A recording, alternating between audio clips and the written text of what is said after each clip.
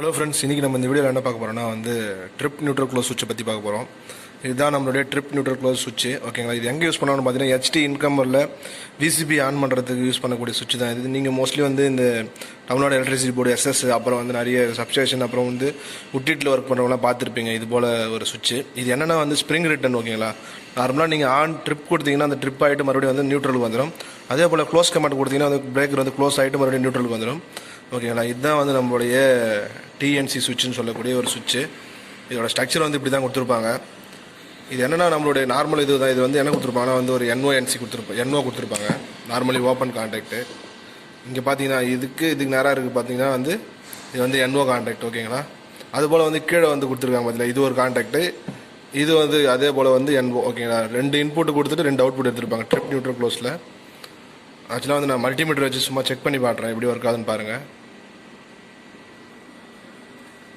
ஆக்சுவலாக இதுதான் நம்மளுடைய காமன் பாயிண்ட்டு. ஓகேங்களா, இங்கே இந்த டெர்மினல் காமன் பாயிண்ட்டு. இது நம்மளுடைய பிரேக்கருக்கு போகக்கூடிய கமன் லைன். இது நார்மல் என்ஓ. ஓகேங்களா, எப்போல்லாம் நம்ம பிரேக்கர் ட்ரிப்பு க்ளோஸ் பண்ணுறோமோ அப்போ அவுட்புட் போகும்.